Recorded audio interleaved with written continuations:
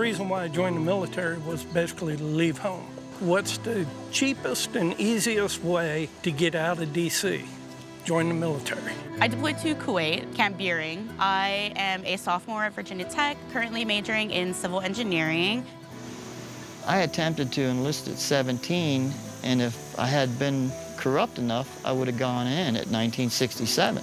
I grew up in the military. My dad was a Marine. I actually wanted to be a Marine.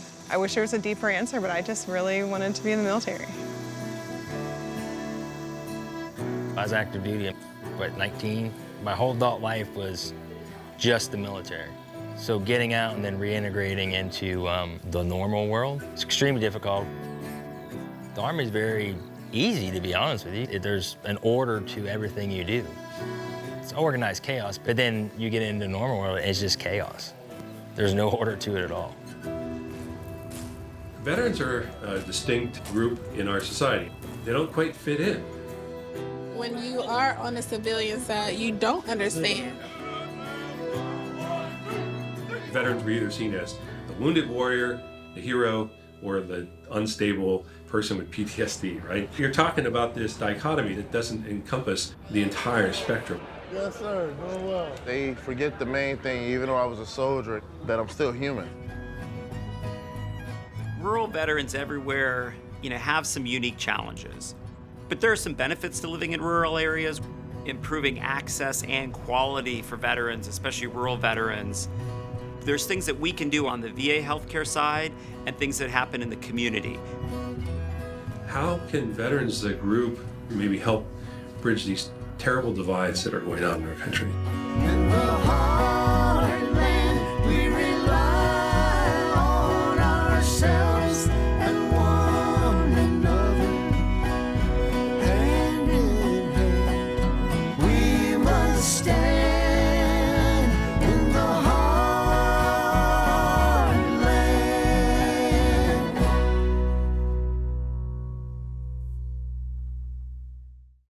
Production funding for Life in the Heartland was provided by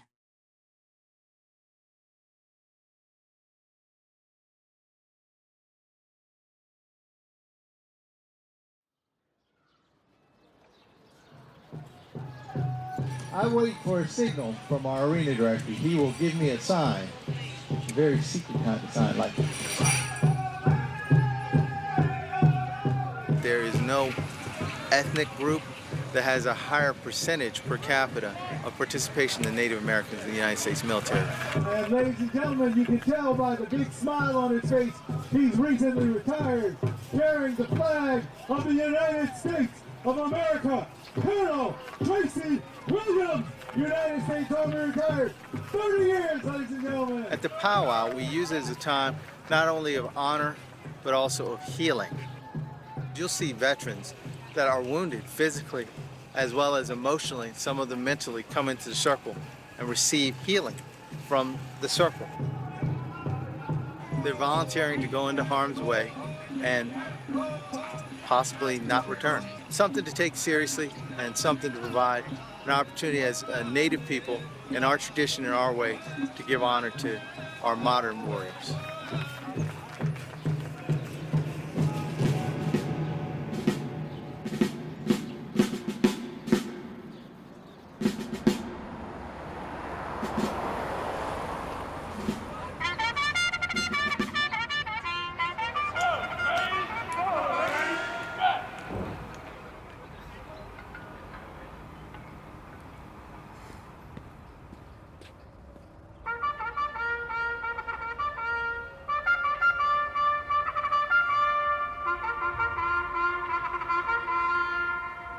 I've already gone through, my friends like to call them multiple lives.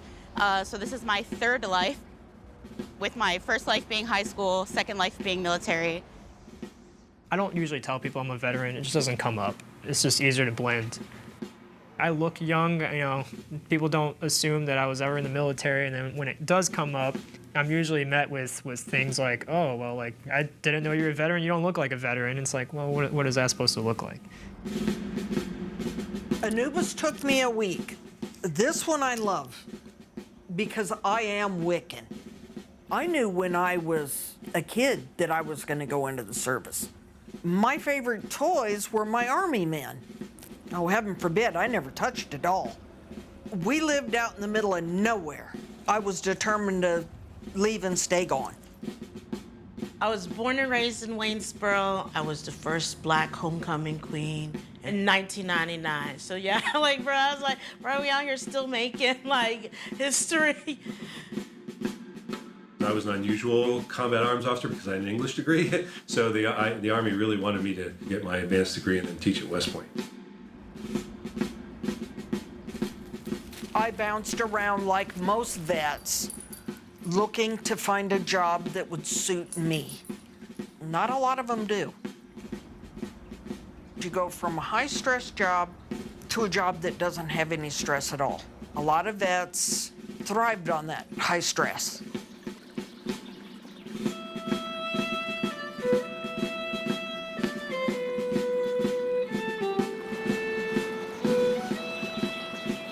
There is a problem. Like, there's over 20 veterans a day committed suicide. Why? You survived a war, but how are you surviving and finding your place in civilian world?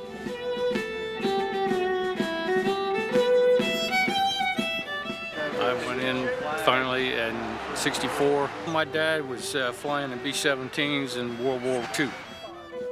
My dad was a Vietnam vet, and I saw the dedication that he had for it. And then when I turned 18, my dad said I need that bed, and I knew what that meant, so we went to the recruiter's office. My cousin really wanted to join the Marine Corps, and I was just like, let's go, buddy. I looked real good for my senior prom because of it. Every now and then, I gotta ask permission. This community saved my life. A lot of us were young, and we go out here, we put our lives on the line. And then when you come out here, that teamship, it's just gone. A lot of us, we yearn for that.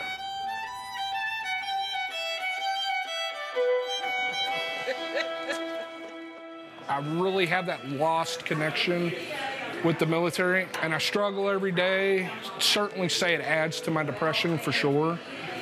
When you're not in the uniform, walking it every day, you feel like a piece of you is lost. Going through a lot of depression, PTSD, alcoholism, and then I met Potsy, which is Chris. He talked to me, invited me out. At first I was like, I'm not coming out there to hang out with a bunch of old guys. Yeah, at least Jelly Roll, he's an in-between. They send us on a mission and we accomplish it. I wonder if we got the blower and like put it underneath it. That's how I did it last time. I burned up all my knees. Have a good time. Okay, you take care. Okay, bye-bye, sweetie. Talk to you tonight. Yep, bye-bye. Queen about to follow me.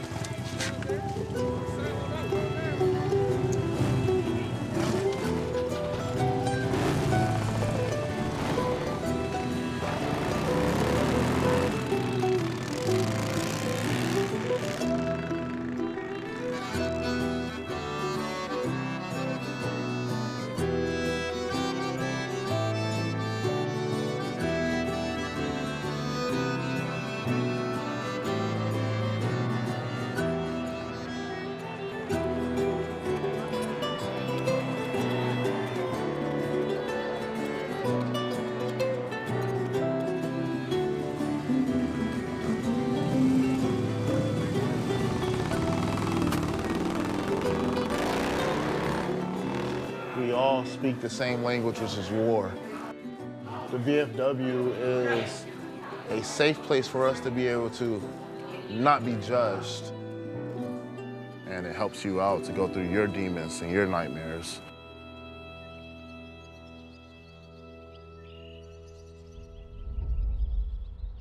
It's really hard to separate the pure medical issues from the social issues.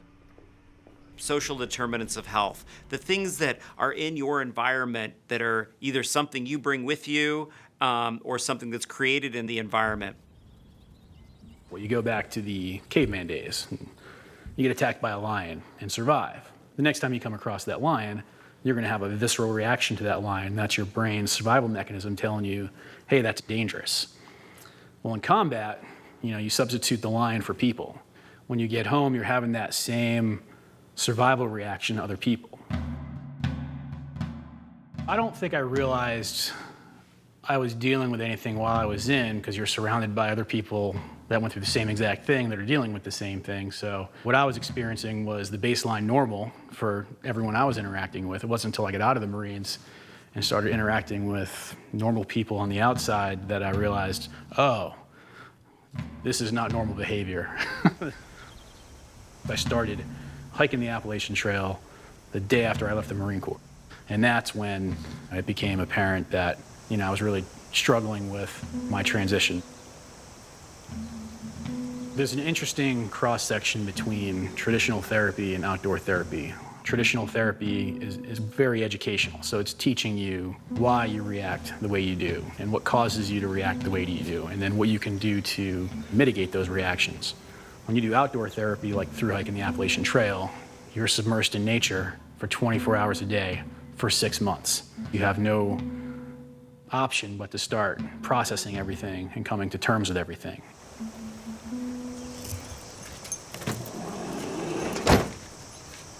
The mission of Warrior Expeditions is to help veterans transition from their wartime experiences through long-distance outdoor expeditions. Oh, yeah, so we got a place to put the boats. I do like that. I think there's bypasses, just like a deployment, except when you get done, you're in a lot better place as opposed to a lot worse place. And a lot lighter gear. Most people in general bond through suffering, which is a terrible way to put it, but they do. People bond through terrible experiences. I wouldn't say terrible, I'd say hard. Hard experiences, not terrible experiences. You have to tackle the physical, the mental, and the social. And by doing a long-distance expedition, you're addressing all three of those simultaneously, without all of the distractions of your phone, the TV, the news, some menial job. It's just you and nature.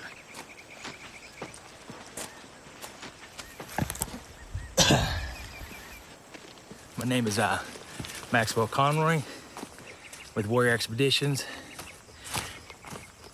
I was a 13 Bravo in the Army, retired after 20 years of service.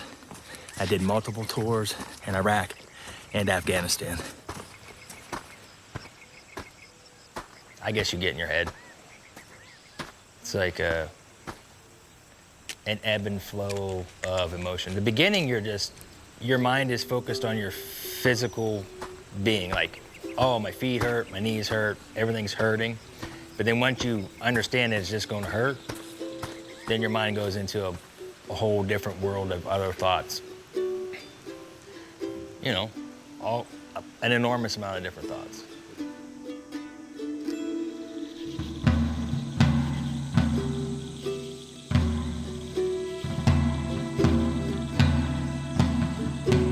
I got out of the military in 2014 and I was gonna hike the Appalachian Trail.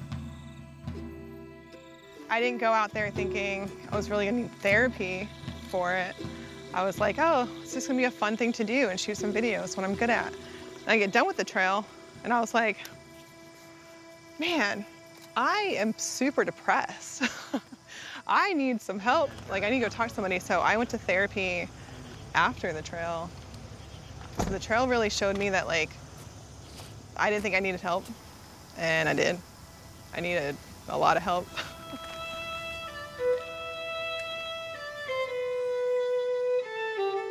You ready? Yep. 1, 2, 3, up. By the way, you put your seat in backwards. Open mine. I put my seat in backwards? Yeah. I'm a professional.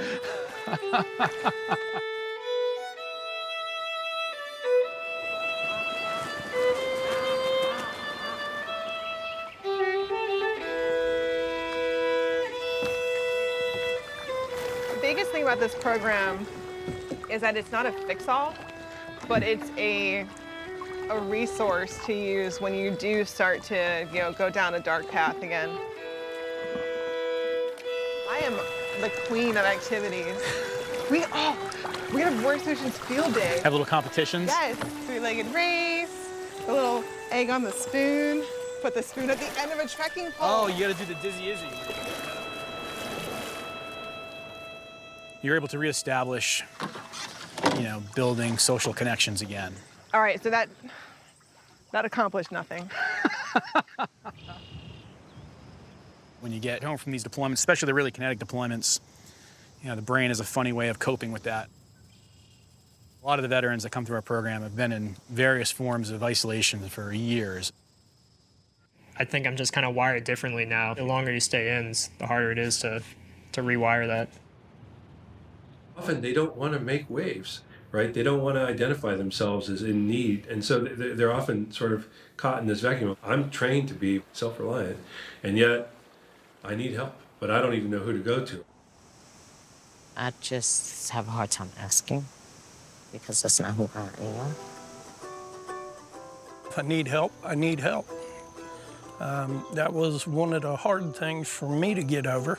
Being a military brat, there are some things you don't ask for. I wasn't going to college. I was tired of school.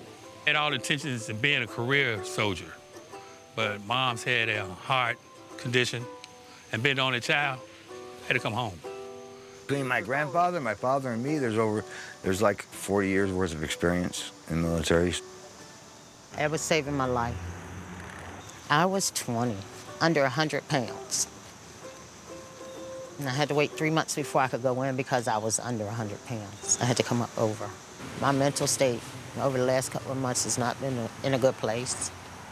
I am, for the most part, alone and mentally have been going through a lot that I've never, ever, ever had to deal with. Bethel Baptist Church runs a food pantry. If it wasn't for them and victuals, I pretty much would have starved by now. Where's Mom at? Where's the boss at? Oh, man. Hey, buddy. Is he scary? He's scary. I founded the Vittles for Vets 10 years ago in December. In the 10-year period, we have given out over $660,000 in food gift cards to the veterans. I was only 19 years old. The day I was drafted, they knew they were sending us to Vietnam. We didn't. Hunger doesn't go away. You can't just give them a food card and let them go. There's so much more to do. These veterans have worked their whole lives. They served, they came home. They don't have a big Social Security check coming in. They don't qualify for disability. They're not getting any veterans benefits, and they're struggling. My injury, as I've gotten older, definitely limits my abilities. And with the other health issues that I have to take life-sustaining medications for the rest of my life, it takes everything to just keep going. You want to go outside? When you're on a limited budget, even at a discount price, meds are expensive. I want to go back to work. I can't sit around on my behind. It's not in me, I'm sorry. I guess they say every day above ground's a good day, but I think somebody's not telling the whole story. There are days when it's not worth, yeah. I try to push on. And right now I can't afford a bus pass. So I can't do much. The desire is there to still get out in society, to still be a part of the working world. The desire is there. I grew up near a VA hospital. My grandfather was a vet, and then he spent his last few years in the VA hospital. And my assumption was that you were a veteran, you served, so you got taken care of in your retirement years. And when you find out that that's not the case, that's really disheartening. That's one of the things I struggle with the most. So. And I was in my addiction on the streets. It was just easier to stay in that pit than it was to climb out. There's so much information that isn't given out. I don't know the answer. I wish I knew the answer, brother. I'm gonna tell you what, I'd be president if I knew all the answers, right?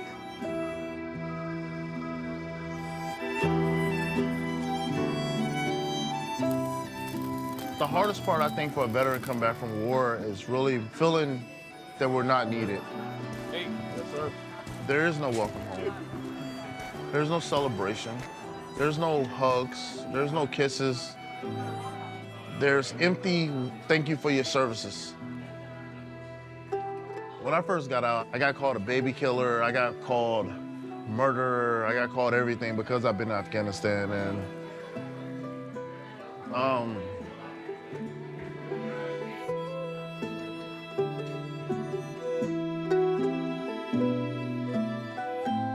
I'm here. All right, I'm here.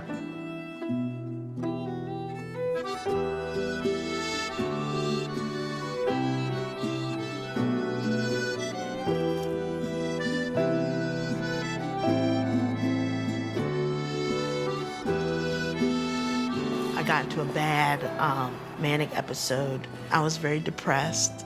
That was when I was suicidal. And then I watched It's a Wonderful Life, and I was like, okay, if George Bailey out here can like make a difference, then I guess I can try. For part of hike, dealing and processing with us, like, combat thoughts, you never can get over it. You just kind of learn to accept your emotions that you have. 2 months of being on trail, and you just lose track of time. I didn't even know what day it is. When I hike, I'm not thinking about the end. Right now, I'm just thinking, I need to get to Glasgow. And then I need to get to Waynesboro. From Waynesboro, I'm like, all right, I want to get to West Virginia. Town to town is kind of how I'm going. Sean. Yeah. Do they have access to renamed folders? No. Oh, wait a minute. Yeah, because they're editors. Did they mess up our folders? We'll have to send them an email telling them not to change the folder names.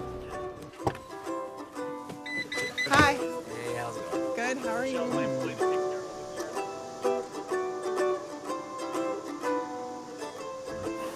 You're at your own pace, at your own speed, doing your own thing, living by your own rules. So if you really look at it, it's the absolute opposite of what the military is. I'll stop and take naps, or, I'll see a spot that I really like and I'll stay. I'm gonna take a week off in Pennsylvania. Go hang out with my wife, it'll be awesome. Kind of just doing my thing. We're getting there. I think it's pretty good now, but it was definitely a struggle and trying to find a balance and a good release. I'm trying to thrive at life. I'm trying to have a life. I'm not trying to relive all of that stuff. I'm trying to put that in the past. From an ideal system, we're still not there in coordinating care.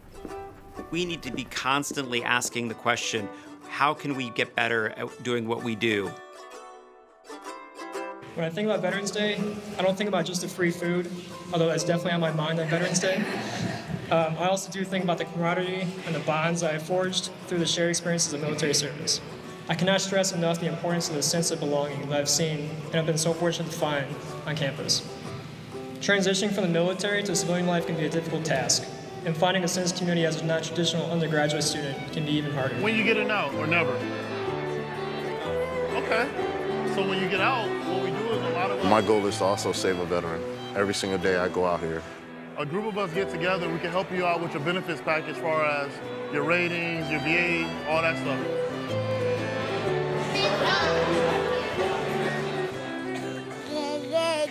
Was it really good? Oh, good. I got monument. There's no cure for trauma. It changes you forever, and there's no going back. But what you can do is manage your life in such a way as to live your best life. The military experience and everything I'm doing now, it's all been building on top of what the future is going to hold for me. I study civic engagement, which I think is a really critical role in our divided society now. I call that work sort of my second service.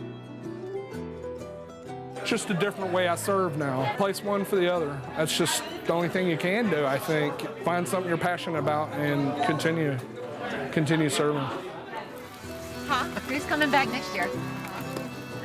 How can we maybe all find a way to participate in a second service to help the rest of the country understand what's most important is our democracy, not politics, not partisan behavior, but preserving this magical entity that we all pledge allegiance to.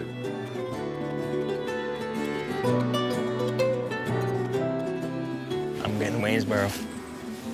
I know I get there, I'm probably gonna make it.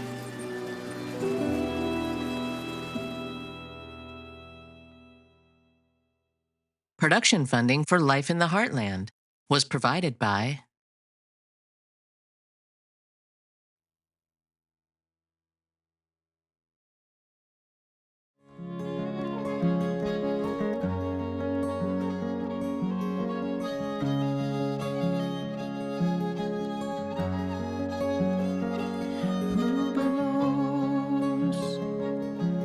Is there room enough for all who belongs?